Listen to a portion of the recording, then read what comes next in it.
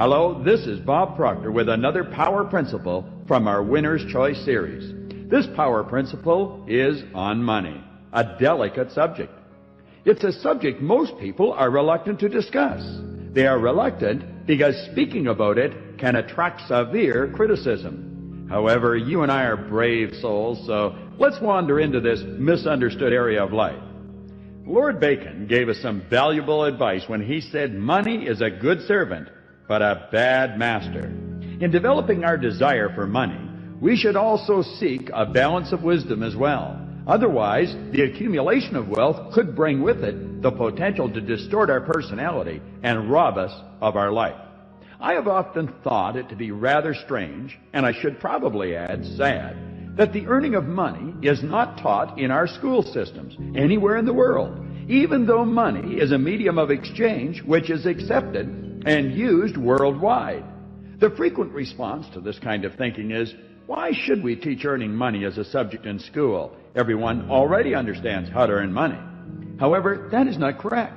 The sad truth is that 97 out of every 100 people are born, they live and die without ever learning how to earn money.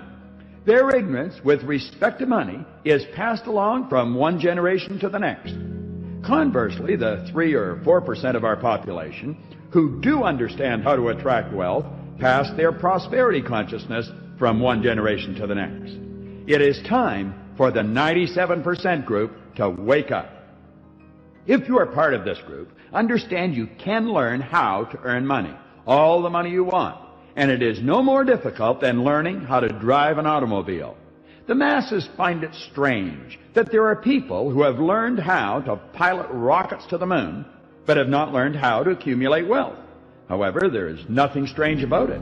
Being competent at one thing, regardless of what it is, does not mean that you are competent at everything.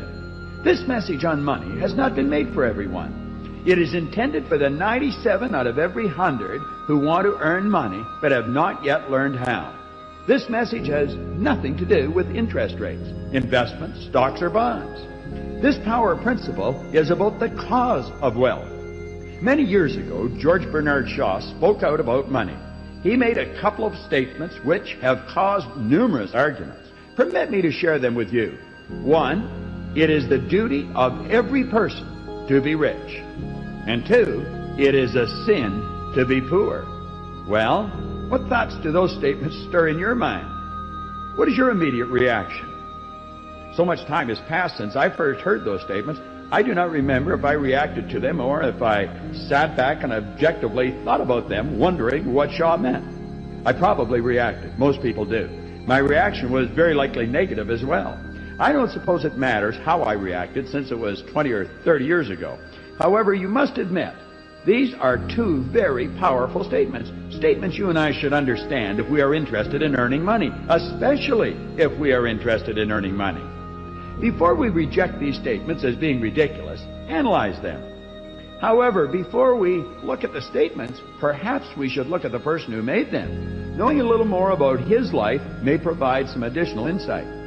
George Bernard Shaw was born in Ireland in 1857. However, he lived his life, most of it, in England, after moving there when he was 20 years of age. He was a dramatist, a music critic, and an essayist. Shaw became very successful in his field. He was, in fact, one of the most important literary figures of the last century. He won the Nobel Prize for Literature in 1925. You could very easily arrive at the conclusion, though, that a person making those statements had little concern for the poor, or that he was making fun of them. However, if you do the slightest amount of research, you will find that George Bernard Shaw was a strong supporter of the underdog. He was constantly attempting to improve their life. He was an early supporter of women's rights when that was not a popular behavior, and he attempted to bring about political and economic change through his plays. Because the subject matter of his plays was considered to be radical, it took years for them to gain any form of acceptance. Knowing this about the author, let's listen to those two statements again and attempt to understand them. 1, it is a sin to be poor. 2, it is the duty of every person to be rich. To properly understand what Shaw was saying, you must first have an open mind. Second, you must remain objective. And third, you definitely will require some understanding of the natural laws of the universe. These laws are frequently referred to as divine laws. One of the basic laws you must understand is the law which states everything is moving. Absolutely nothing rests. You are either moving ahead in life or you're going backwards. It's grow or die, create or disintegrate. You are becoming richer or poorer. Now there's a second law which is referred to in many different ways. Karmic law, sowing and reaping, cause and effect, action, reaction. How you refer to this law is of little importance, but the understanding of how it works is vitally important. The thoughts, feelings, and actions that you express in life are the seeds that you sow. The conditions, circumstance, and things that come into your life is the harvest you reap as a result of the seeds that you sow. Hold those thoughts for a moment while we investigate the deeper understanding of the words sin and money. Sin is transgression of the law. Violating the law is a sin, and the price of sin is death. That does not mean your heart will stop beating, but it does mean you will go backwards. Remember the law which states that you will either be creating or disintegrating. You'll grow or die. When you attempt to get without giving, you are trying to reap the harvest without sowing the seeds. It will not work. That, my friend, is a sin. You go backwards. Now, let's look at money. What is it?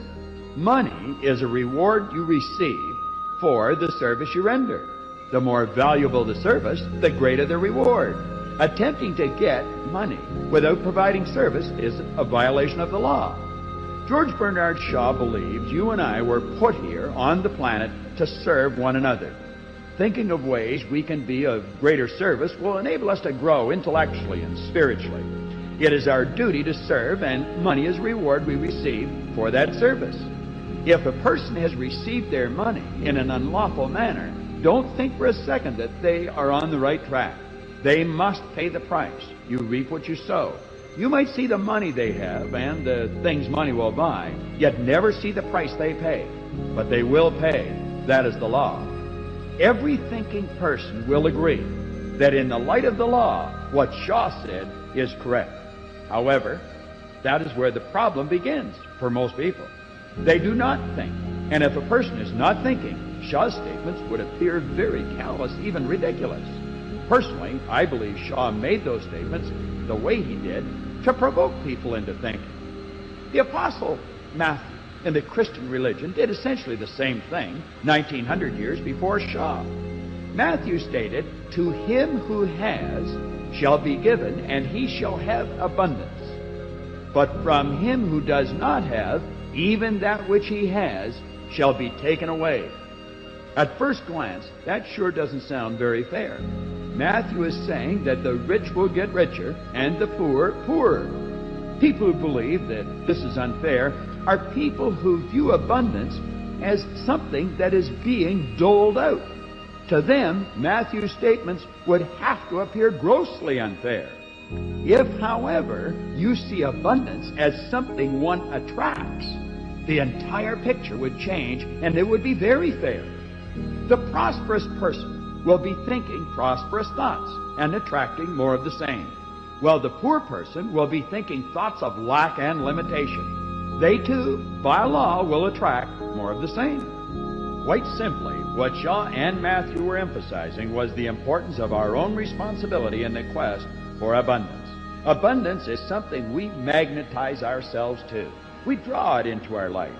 That is abundance in every aspect of our life. Business associates, friends, everything we want will come into our life by law, not luck. You are either attracting or repelling good. It is your own consciousness that ultimately determines your results. I was on the telephone just hours ago with my mentor, Leland Valvandual. He said something during our conversation which stuck in my mind. He said, "The spirit awaits direction from the soul." Permit me to digress for a moment, because there's a great lesson here about receiving. The entire conversation I had with Val had to do with a very large project I am working on to help him. I was giving to him when he made that statement during our conversation. It is a statement of truth which I will benefit from for the rest of my life. My new understanding, which has resulted from his explanation of the statement, will enable me to be of greater service to you and tens of thousands of other people worldwide. Now, think about what I have just shared with you. Who was giving and who was receiving? It will not take long before you realize we were both doing both. We were giving and receiving simultaneously. Every time I speak with Al, I learn something. I became aware of that many years ago. The man is wise. After you have a conversation with a person who has wisdom, do as I do. Be quiet and then ask yourself what that person said. 9 times out of 10, the lesson, which was hidden in the conversation, will surface in your consciousness. The Spirit awaits direction from the soul. That is power. Val's statement contains the secret to everything you could ever want. You will see this when you consider that you do not have a soul, you are a soul. And when you consider that Spirit, which is omnipresent, is waiting for direction from the soul. Think about that. Really think. And the lesson will begin to unfold. Now, I said earlier, and I repeat, money is in consciousness, and it must be earned. That is a statement you must understand if you truly desire to attract money into your life.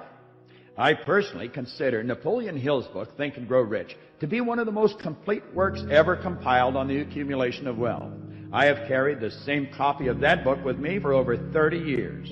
I read a bit of it almost every day. In the publisher's preface of the book, it is stated, Think and Grow Rich conveys the experience of more than 500 individuals of great wealth who began from scratch and with nothing to give in return for riches except thoughts, ideas, and organized plan. It clearly states that this book contains the entire philosophy of money making.